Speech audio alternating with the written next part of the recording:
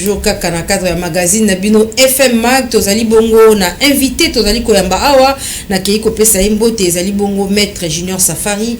Maître mbote na yo mbote mingi mama journaliste FM Mag SCP Koyambayo comme invité na poko ya lilo ozali conseiller chargé d'études ya Commission nationale des droits de l'homme na République démocratique du Congo. Tolingi vraiment tolobela violation des droits de l'homme de balobara na lopoto na mokolo ya vote ya élection le 20 décembre to monaki délégation ya droit de ya CNDH oyo ekumbamaki na président na yango Paul Sampu etambolaki na ba centre de vote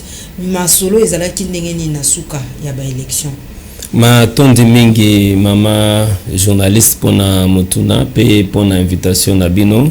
ezali honneur pona CNDH koyebana ko leka liboso na plateau oyo pona kopesa vie générale nde makambo lekanaki na ndenge olobi mokonzi ya CNDH excellence Paul Sampu atambolaki mokona ba maponami et abendaki matoi penza ya ba janyonso ya seni esika nyonso oyo alekaki na koloba ete sengeli kotosa makoki ba moto makoki ya bato ya ba électeur na lolenge sengeli baleka na kovoter na ko exercer droit na bango civique et na ndenge tolasa totindaki ba moniteur na Congo mobima na ba territoire na ba province nyonso ya RDC to déployer qui na mokolo na le 20 ti na ndenge maponami kendeki 2500 moniteurs na rapport à liboso oyo toyebaki na kozwa et que to sepelaki na ndenge population eyaki penza pona ko répondre na appel ya commission électorale indépendante seni pour être population eya ko sala maponami ko pona ba kambi nango pona sans amitano oyo tozo kende nango et que abibale ezalaki kolandisa ndenge mabongisi salemaki elekaki na ndenge moko ya kimia batosaki ezala kona ngambo ya seni ezana na ngambo ya population muto na muto azalaki na bipai na ye na etendi na ye ya esika telemaki pe na kozela mitindo oyo kopesa mapuki maponami esalema wana ezalaki ba rapport ya yambo oyo tozwaki na kotia pembeni mwa baka mke na ndenge ya matata kozela ba matériel koma kozela ndenge population ekoyeba na ko exercer droit nango mais sengo ezali quand même komona na ndenge lobamaki liboso na ba oyo bayebaki na ko préparer déjà échec na bango que population ko voter te bato ebele bakoya te kasi tomonaki na ba centre ebele depuis 5h du matin tozalaki biso na balabala tomone population ezo kima mbangu lokola bama bakenda na wenze pona koyeba kokende ko voter wana eza ba premier aspect ya malamu. Deuxième aspect, troisième aspect ezali lolenge police na biso elekaki na ko sécuriser penza ba parti nyonso ezala ba agent ezala ba candidat ezala population na ba bureau ba centre de vote nyonso tomonaki absence ya ba élément police ata mokote pe mbilinga ezalaki te batiaki molongo lokola elongo mamaki kosalema pe makambo na lolenge na bango ezalaki na ndenge esengelaki pe CNDH na lolenge ya etape ya liboso na ndenge bato azalaki ezalaki na ezwaki ba rapport ya malamu pe na ndenge makambo etambolaki. Maître Junior Safari tolandio malamu olobi makambo telemaki malamu penza mkolango ya le 20 décembre kasi bande komisusu bazali kobelela que ba élection wana ezaki na ba irrégularité ebele ba belelaki pe ba violation ya droit de l'homme basengi ba annuler yango na makanisi ya CNDH boko baksa commentaire nini au sujet ya ba violation ya droit de l'homme bango batangi surtout lokola na kananga balobi kune pai ba betaki ba agent mususu ya seni pe bandeko mususu o bazalaki soupçonné lokola ke bayaki na ko tricher ba élection kozana ba machine tout ça. Est-ce que CNDH azwaki yango na rapport ya ba moniteur na ye nyonso wana ekomelaki biso mama napesa ndingisa ozali na ndako na yo na bana zomi na mibale na misato olambi mama lambi biloko bana balia tamso wana nyonso bakosepana biloko mama alambi te na ndenge tamso se kokabola na ndenge mtu so ale mwana aliaka mingi mtu so aliaka muke esali ke mtu nyonso asepela te pe eza droit na mwana na kati ya ndako asala nini asala réclamation na ye biso toza contre wana te mutu na mutu oyo nyonso aza partie prenante na processus électoral akoloba oyo nyonso esengeli koloba na lolenge na eza droit d'expression na ye liberté d'expression na esengeli ezala garanti biso tozolandela eloko tobengi cohésion nationale paix sociale kimia nyonso esalema na ndenge ya kimia ezala bandeko oyo bazali na kati ya opposition ezala bandeko oyo bazali na kati ya union sacrée majorité ezala bandeko ba confession religieuse ezala ata population eza na kati ya parti politique ta mon côté eza na kati ya parti mon côté réclamation nyonso kosalema esalema na kati ya kimia na kolanda kimia oyo esengeli sema na mboka ce n'est pas le moment ya kotia mabanga na nzela na processus électoral oyo Congo est dépensé mingi mbongo ebele ba énergie makasi pour ceux qui le font makale 20 wana te mbele ngana yo lelo to monani te mais loko to komisi nzai makasi parce que salemi na ndenge moko oyo esengela ke salema na ndenge ebongisa maki eza droit na bango o balobi ke ba irrégularité ezalaki mais na droit balobaka yo muto lobi ke mbeba esami place songo to pakala ezaka yo muto lobaki bongo ndo oza na ba ko mema ba preuve nyonso ko lagisa ke tala mbeba yango yo eseke salema ki songo to pakala mais CNDH eza na mission nango oyo législateur congolais epesaki promotion des droits de l'homme na protection des droits de l'homme et komiti na place ya senité to na place ya cours et tribunaux te CNDS nyaki partenariat na parquet pour la cassation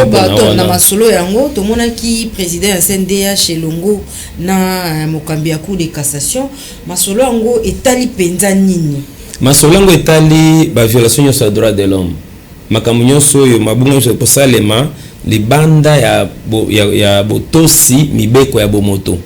na procès électoral c'est-à-dire ndakisa babomi mutu songol pakala o ya zana kati procès électoral wana eza violation de droit de l'homme po balongoli bomu ina kati na ye CNDH eza na police te eza na parquet te eza na tribunal te CNDH et na cadre de coopération na ba institution nyonso yango solo ki na parquet près à cour de cassation pour na koloba mambi nyonso to komona mabe o etali violation de droit de l'homme to kotinda la bino bon mener ba enquête et que bo dire droit na banquette boko sala bo sambisa mutu na mabe o ya kosala ezala côté nyonso po CNDH za église na kati ya village ezala côté ya opposition ezala côté ya majorité ezala côté nyonso ezala ta de boso seni mabe nyonso o ba agent seni basala ki pona ko violer droit ya ba électeur droit ba parti nyonso ya droit de l'homme. Maître Junior Safari to zai kokoba na masolo na biso ya pourquoi to ki que to monaki na mikolo eleki président ya CNDH elongo na mokambi ya cour de cassation ba telemaki liboso ba pandisango partenariat wana na cadre processus électoral eloko nini penza o ba landi ya FM télévision ba kokanga eloko balandi ya FM télévision kokanga ezali na tina partenariat ezali kotala ete CNDH lokola ekoki ko réprimer ko punir te ba violation des droits de l'homme CNDH à travers ba moniteur lancé sur le terrain de 2500 moniteurs lancés na pays mobimba Congo mobimba tango ezu ba violation wana ba violation des droits humains et transmettre na parquet parquet est apesa qui instruction à travers ba cause des tribunaux na chef lieu à chaque province pour que et mener dans l'enquête une fois saisi par la CNDH pour que va transmettre va donner et puis va sanctionner ma benyonso o esala violation nyonso esala maki eza na sens que ce CNDH transmettre ba éléments nyonso de preuves par na parquet près la cour de cassation bien la juridiction cause de tribunaux na niveau chef de la province et dans le territoire comme ça les causes de tribunaux bango ba koyeba na ko kita sur terrain à travers ba éléments CNDH ba vérifier ba fait et puis ba na ko sanctionner parce que Congo nanzela ya mokonza mboka président Félix Antoine Tshisekedi alabaki était lutte contre impunité c'est la mode de vie na kati ya pays faut que lutter contre impunité donc ko punir mbeba nyonso eko salema c'est donc c'est électoral oyo esengel ezana kimia tolanda ki elongo na bino campagne le kaki na ndemo ko ya kimia c'est tout le temps par rapport na ba cycle nyonso ne souci na biso ezali ete na cadre maponami mbeba nyonso eko salema na cadre droit de l'homme ezala na côté nyonso personne ne sera mis de côté ezala yonyoso sala qui violation de droit de l'homme en tant que autorité revêtue d'autorité publique, personne revêtue d'autorité publique osa passible dans la sanction devant ces cours de tribunaux qu'on répond à acte oyo sali, pas devant la CNDH, mais CNDH et qu'on transmette pour que la cause des tribunaux à travers la collaboration de la parquet après la cour de cassation et ben ko réprimer. Na mokuse topesio maloba poete oloba penza ya suka concernant processus électoral oyo makanti ya CNDH to liloba moko ya CNDH. Liloba moko ya CNDH zali ko benga population nyonso na kati ya kimia koloba ete ECD na ba manipulation nyonso te ma personne ta mon côté parce que toza na posa makila ta mon côté ya congolais to congolaise e bana kosopana. Ba o nyonso bazo coinciter population na kati ya tout tozo kusenga bango bazala kimia batika seni esala musala nango après seni ko conditionnel ko sala musala nango pe sportivement to kusenga na ba o nyonso ba ko perdre ezal na présidentiel ezal national provincial to municipal ba na kontima résultat wana pe ko protéger cohésion nationale pe ko cette kimia e ba ntamba na mboka o nyonso kene libanda ya mabungisi ya mboka libanda ya mibeko. Attendez, il fera face, il va répondre devant les causes des tribunaux et là il n'y aura pas de black CNDH dans le sens que transmettre des éléments sur des preuves na nyo sont akomema akolingana komema lokola mbili ngambi na kati ya mboka comme ça parquet au cours des tribunaux et na kolandela mambinyo seko ma osala mandenge mabe to ya konyokola ba congolais na ba congolaises nyoso.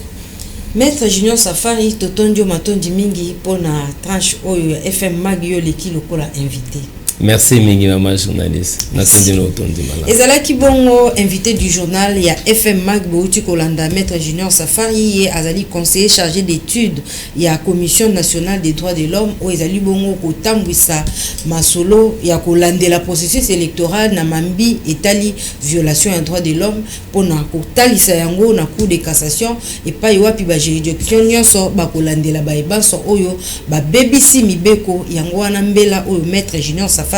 auti ko sala. Merci pe matondo na bino ba ebanso bolandi tranche oyo invité ya FM Mag to kutani na mikolo mizali koya.